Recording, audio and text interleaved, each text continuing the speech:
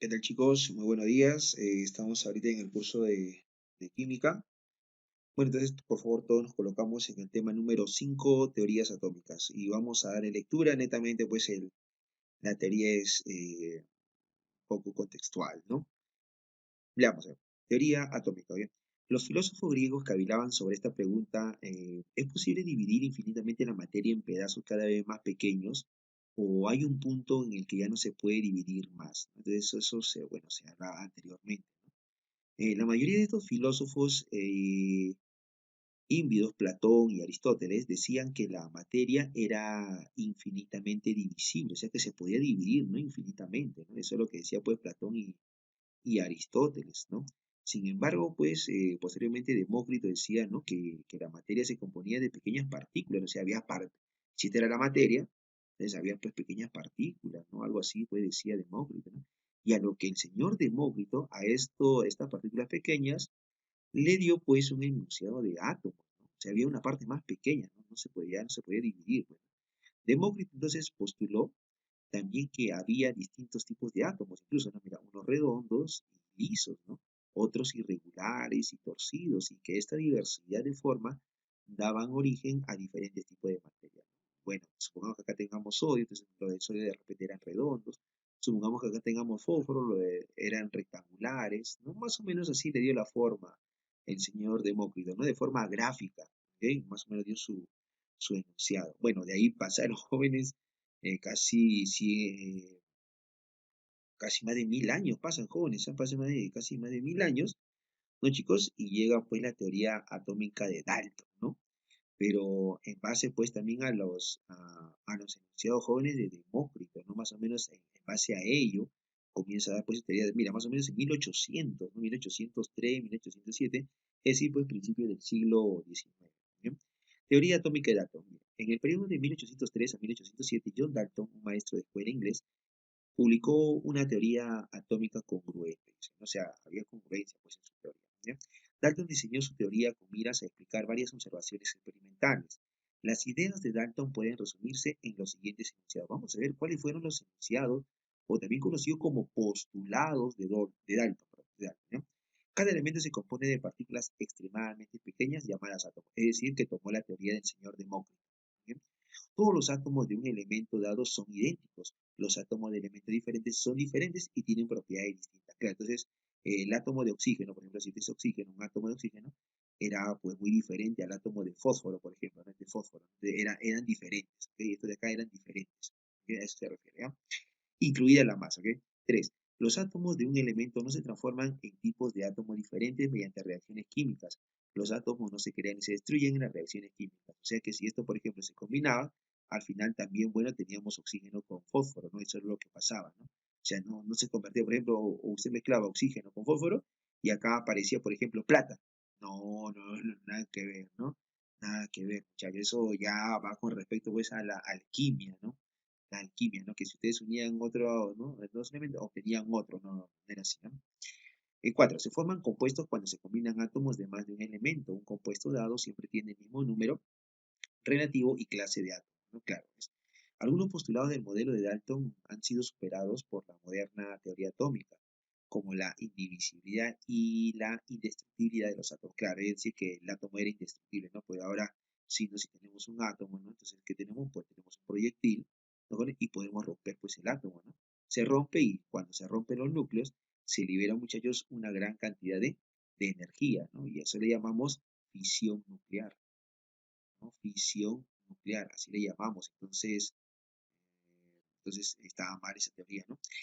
Bueno, sigamos acá. La lectura. A pesar de ello, la teoría de Dalton fue la base del desarrollo de la química moderna, porque todas las investigaciones científicas se hicieron y aún se hacen aceptando que la materia está formada por átomos, ¿no? Claro, entonces por átomos, ese es nuestro modelo. Y ahora pues ya anteriormente hemos visto, si no me equivoco, el modelo atómico, ¿no? Como era más o menos un átomo, ¿ok? Continuamos, entonces parece Demócrito, luego pues Dalton, ¿no? Dalton que ya más o menos pues va alimentando nuestras teorías pues atómicas, ¿no? Para poder llegar a una conclusión posteriormente.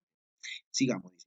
Teoría atómica de Thomson. Luego sigue pues el señor Thomson. Y con eso, luego sigue el señor Thomson. ¿Qué dice? Mira, a fines del siglo XIX, Debido a las experiencias observadas de los fenómenos eléctricos, se empezó a sospechar de la indivisibilidad del átomo. Entonces parecía que, bueno, el átomo era indivisible, ¿no? Esto se confirmó con el descubrimiento de los electrones por Joseph Thomson, ¿ok?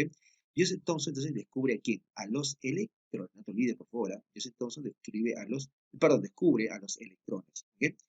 Experiencias jóvenes de Thomson. ¿Qué es lo que pasa? Mira, Thomson, bueno, dice pues que el átomo emite electrones con carga negativa, ¿no? Hay acá, ¿no? Incrustados prácticamente, ¿no? Y tiene una distribución continua de carga positiva. O sea, dice pues Thomson que el átomo tiene una carga negativa afuera, ¿no? Pero él no supo dónde colocar pues a los electrones, ¿no? Entonces por eso se le conoció también la clásica, pues este modelo como el budín de pasas, ¿no? Hay otros nombres también que recibe, ¿no? Pero nosotros, para nosotros, ¿no? Como conocido como el pudín de pasas, ¿no? Pudín de pasas, ¿no? Es el clásico término que se usa, ¿no? Para el modelo de Joseph Thomson. Vamos a ver qué dice acá. A mediados del siglo XIX, los científicos comenzaron a estudiar las descargas eléctricas en tubos a los cuales se les había sacado parcialmente el aire. Un voltaje produjo radiación en el interior del tubo. Esta radiación recibió el nombre de rayos catódicos, porque se origina en el electrón negativo o cátodo. ¿Ven? Claro, entonces recibió el nombre de rayos catódicos. Aunque los rayos son en sí invisibles, su movimiento puede detectarse mediante observaciones sencillas y concretas. Y se descubrió que los rayos catódicos emitidos por cátodos de materiales diferentes eran iguales. Entonces los rayos catódicos, chicos, eran iguales. ¿Ok? Otro, la observación de las propiedades de los rayos catódicos sugirieron que la radiación consiste en una corriente de partículas con carga negativa. A ver, los rayos catódicos, ¿qué tipo de carga son, jóvenes? Carga negativa, que ahora nosotros llamaremos, ¿qué cosa? Electrones. Todo a partir, jóvenes, de los rayos catódicos, ¿ok? De los rayos catódicos, ¿ya? Bueno, entonces, aquí además Thomson descubrió la relación entre la carga eléctrica y la masa de un electrón empleando un tubo de rayos catódicos, ¿no? Todo se basó pues en los rayos catódicos, muchachos, ¿ya, chicos? Y ahí encuentra la relación de la carga del electrón entre la masa, ¿ok? Y este es 1,76 por 10 a la 8 coulomb por gramo, ¿ok? Coulomb por gramo. Este modelo se hizo popular como el modelo del pudín de ciruela, ¿no? Pudín de ciruela, pudín de pasas, ¿no? Por la semejanza con el tradicional postre inglés, ¿no? El modelo de átomo de Thomson tuvo una vida muy corta, bueno, en realidad, ¿no? Porque Rutherford va a llegar después, pero, o sea, ¿qué es lo que decía en realidad Thomson, no? Era como el panetón, las pasas, ¿no? Las pasas, ¿te acuerdas? Las pasas están incrustadas, pues, en un panetón. Ya era algo así, esa era la idea del señor Thomson, ¿no? Las pasas eran los electrones y estaban en cualquier lugar. Sin embargo, Ernest Rutherford va a decir que no es así, ¿no? Posteriormente, ¿no? Entonces, vamos a ver qué sucede. ¿Qué pasa con el señor Ernest Rutherford? Teoría atómica de Ernest Rutherford, ¿no? En 1910, Rutherford y sus colaboradores realizaron un experimento que descontinuó el modelo del señor Thomson. Rutherford estaba estudiando los ángulos con los que las partículas X se dispersan al pasar a través de una laminilla muy delgada de oro, ¿no? Los investigadores, tanto Rutherford como Heiger y Marxen, observaron que casi todas las partículas, en este caso las partículas X, atravesaron directamente la laminilla sin desviarse. No obstante, unas cuantas se desviaban y algunas incluso rebotaban en la dirección de las que venían. ¿Qué es lo que pasaba? Parece que algunas chicas rebotaban, ¿no? Algunas rebotaban, ¿ya? En 1911, entonces, Rutherford estaba en condiciones de explicar sus observaciones y postuló que la mayor parte de la masa y toda su carga positiva residía en una región muy, pero muy pequeña, extremadamente densa, a la que él llamó núcleo, ¿ok? Núcleo. Es por eso que Rutherford se le considera pues el descubridor de los protones, porque él descubre que hay carga positiva ahí, ¿no? Estudios experimentales subsecuentes condujeron al descubrimiento de partículas tanto positivas como protones. Entonces, el que descubre los protones, ¿quién? Es el señor Rutherford. Y ahí justamente dice, mira, Rutherford descubrió los protones en 1919 y el británico James Chadwick descubrió los neutrones en el año 1932. Entonces veamos a continuación cómo Rutherford se da cuenta, pues, ¿no? De este hecho, ¿no? ¿Qué es lo que pasa? ¿Por qué descubre él el núcleo, ¿no? ¿Cómo descubre los protones? Miren, más o menos, chicos, acá podemos ver en este gráfico, miren. Él, pues, en realidad, jóvenes, manda unos rayos X, ¿no? Que en este caso, pues, lo considera el positivo. Y chicos, entonces, mira, cuando llega el átomo pues sería todo esto de acá. Está bien, entonces a los rayos atravesaban por acá, ¿no? Atravesaban normal, pero llegaba un momento en que llegaba al núcleo, y esto qué pasa, se desviaba. ¿Te cuenta? Se desviaba. Algo pasa, mira. Recordemos que en cargas, por ejemplo, de igual signo, se repelen. Entonces, eso era lo que incluso, mira, llegaba aquí y como era así, rebotaba. ¿Te cuenta? Rebotaba, mira, es el efecto. Entonces, se da cuenta que hay una parte central, ¿no? En la cual, pues, esta carga tiene que ser positiva para que esto sea, porque esto lo que emitían, o sea, lo que mandaban eran cargas positivas. Entonces, cuando llegaba aquí, rebotaba, entonces era porque el núcleo era positivo. Sin embargo, por acá también pasaba. Entonces él se da cuenta o saca pues el modelo del mini sistema planetario. Él llega a la siguiente conclusión. Rutherford dice que el átomo es parecido a un mini sistema planetario, con una parte central que se llama núcleo y la zona extranuclear. ¿Te das cuenta? Es parecido, chicos, a un mini sistema planetario. Entonces, ¿quién plantea mini sistema planetario? Jóvenes, ¿quién plantea eso del mini sistema planetario? El señor Rutherford, ¿eh? Con esta idea, ¿no? También conocido como el pan de oro, ¿no? Conocido como el pan de oro. ¿Por qué? Porque eran láminas de oro, ¿no? Este átomo era oro, ¿ok? Era oro, entonces eso es lo que hace, ¿no? Con eso toma de referencia, ¿ok? Bueno, acá te dice, ¿no? Esquema ampliado de la trayectoria de las partículas alfa al atravesar o ser desviado por los núcleos, ¿no? Entonces ahí emitía, pues, en verdad, pues las partículas alfa, ¿no? Las partículas alfa eran positivas, ¿eh? Error del modelo de Rutherford. Bueno, parece que presenta un error este modelo que acabamos de estudiar. Dice, mira, claro, minisistema planetario, ¿no? Según la física clásica, el electrón pierde energía en forma de radiación electromagnética y se acerca poco a poco al núcleo colapsándolo. Claro, entonces el error de Rutherford dijo lo siguiente, ¿no? Que, acá está el núcleo y el electrón, chicos, más o menos iba así en forma de espiral, ¿no? Y luego colapsaba jóvenes en el núcleo. Eso fue su error de Rutherford. Rutherford dice que va así en forma de espiral hasta llegar al núcleo y colapsa, ¿no? Y se desintegra prácticamente pues el electrón, lo cual pues en realidad no es así.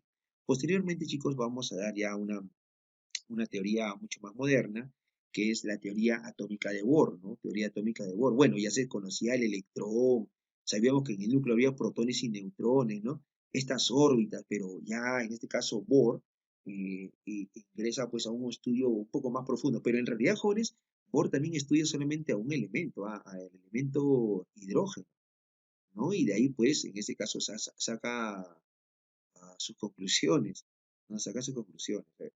Max Planck dice, mediante su teoría cuántica, ¿no? Lo que la física clásica no podía explicar sobre los fenómenos atómicos, ¿no? No explica, ¿ves? Según su teoría, la energía de los electrones no puede ser absorbida ni emitida en forma continua, sino de un modo discontinuo en forma de paquetes que denominó cuantos. Claro, entonces el electrón había saltos electrónicos, ¿no? Y emitía, pues, energía, ¿no? En 1913, Niels Bohr aplica la teoría de Planck para explicar el comportamiento del átomo. Sus postulados son los siguientes, dice. Los electrones se mueven en órbitas fijas y definidas, es decir, giran a una distancia determinada del núcleo, ¿no? Más o menos determinada, un promedio más o menos, ¿eh? Mientras un electrón se encuentra en una órbita estable, no absorbe ni emite energía. Ahora, los electrones pueden saltar de más órbitas a otras. La cantidad de energía que gana o pierde el electrón es definida y se llama cuánto de energía. Bueno, chicos, hablemos un poquito acerca de esto. Ya miren. Por ejemplo, chicos, miren, acá tenemos el núcleo y acá tenemos, jóvenes, los niveles. ¿Ok? Acá están los niveles de energía. ¿Ya? Nivel uno, 2, 3, 4, 5, 6. ¿Está bien o no? Bueno, entonces miren, chicos, por ejemplo, a ver, tenemos un electroncito un poquito travieso por acá. ¿Está bien? Acá está el electrón, ¿ok? Ahí está el electrón A, ¿ok? Bueno, si el electrón está en el punto A y tú quieres, por ejemplo, quieres que vaya al nivel quinto, tú quieres que vaya al nivel quinto, entonces, ¿sabes qué tienen que hacer, chicos? Darle energía, ¿ok? Usted tendrá que darle energía, ¿ok? Absorbe, mira. Tú le das energía, ¿ok? Tú le das energía y este automáticamente se va al quinto nivel. Bueno, una energía adecuada pues, para que vaya, ¿no? Entonces, este es un salto electrónico, ¿ok? Este es un salto electrónico, ¿de acuerdo? Entonces, si tú le das energía, entonces el electrón se va a un nivel superior. Profesor, una pregunta, ¿y si yo quiero, a ver que regrese, a ver, profe, del sexto, profe, que yo quiero que vaya al tercero? Entonces, esta es otra cosa, mira. Cuando tú quieres que este, por ejemplo, este electrón que está en el sexto, vaya a ese nivel, entonces este tiene que liberar energía, libera energía. ¿Ok? Si libera energía, entonces este automáticamente se va al tercero, ¿no? Algo así. Entonces, para subir a un nivel, tiene que recibir energía, absorbe energía, ¿ok? Absorbe. Pero si quiere disminuir de nivel, entonces tiene que liberar energía. Y a ese tipo de energía, ¿no? Que ya absorbe, ¿no? Son paquetitos de energía que le llamó fotón, ¿ok? Fotones le llamó, ¿ok? O también conocido como cuanto, ¿ok? Fotón o cuanto es lo mismo, ¿ya? Acá dice justamente, miren chicos, cuanto, ¿ya? Y el cuanto, ¿qué cosa viene a ser? Fotón. Son fotones. Muchachos, son fotones. Eso viene a ser, chicos, ¿ya? Bueno, a ver, ¿qué tenemos aquí a continuación? Entonces, a ver, practiquemos, dice, ¿no? Practiquemos.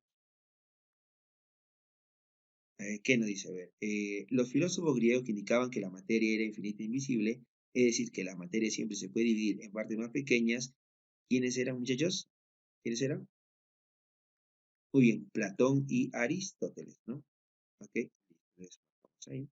Postuló en sus tratados que existían átomos, unos redondos y lisos, otros irregulares y torcidos, y que debido a esta diversidad existían diferentes tipos de materia. ¿Quién dijo eso, muchachos? Muy bien, fue Demócrito. ¿Ok? Fue Demócrito. Continuamos. El siguiente enunciado. Los átomos de un mismo elemento son idénticos. Los átomos de elementos son diferentes y tienen propiedades distintas. Es parte de la teoría atómica de quién? De John Dalton. ¿Ok? John Dalton, ¿no? La teoría atómica de Dalton se basó principalmente en nivel de energía, esfera, no, nada que ver, símbolo aquí, no, en la existencia de los átomos, en la divisibilidad de la materia, ¿ok? ¿No? Justificó eso de acuerdo a Demócrito, ¿no? Se basó. Científico inglés que descubrió los electrones. ¿Quién descubrió los electrones, muchachos? ¿Quién descubrió los electrones? El señor Thomson, ¿no? No te olvides del pudín de paso, ¿no? Los rayos catódicos se originaban en el electrodo. ¿Qué electrodo, jóvenes? ¿En el ánodo o en el cátodo? En el ánodo, ¿no? O en el cátodo, ¿cómo era? No, en el cátodo, en el cátodo, ¿no? ¿Y qué signo tenía? Negativo, ¿no? Ok, cátodo, porque atrae los cationes, pues, muchachos. Muy bien. ¿No? Continuamos. La número 7. Los rayos catódicos emitidos por cátodos de materiales diferentes son, los rayos catódicos, ¿cómo eran? Los rayos catódicos emitidos por cátodos de materiales diferentes son, ¿cómo eran? Muy bien, eran iguales. ¿Ok? Descubrió la relación entre la carga y la masa electrón empleando un tubo de rayos catódicos. ¿Quién fue eso, muchachos? ¿Quién fue eso? El señor Thomson. Perfecto, Thomson, ¿ok? 9. Al modelo de Thomson se le conoce como ¿quién? Al modelo de Thomson como el pudín de ciruela. ¿Ok? La 10. Fueron colaboradores de Rutherford en los experimentos realizados en 1910 con la laminilla del pan de oro, ¿no? ¿Quién fue, chicos? Eicher, ¿con quién más? Y Marsden, ¿no? Muy bien. La número 11. El modelo D postuló que el átomo está formado por una región muy pequeña y compacta de carga positiva y extremadamente densa llamada núcleo, además de otra casi vacía llamada nube. ¿Eso quién fue, muchachos? El señor Rutherford, ¿no? Conocido también como el modelo del mini sistema planetario. El modelo de Ernest Rutherford, la 12, estamos en la 12, el modelo de Ernest Rutherford fue conocido como ¿qué? ¿Como qué? Como sistema planetario. Ok, muchachos, la 13. Rutherford descubrió el núcleo atómico y además los protones. Estos últimos descubiertos en el año, ¿en qué año fue descubierto?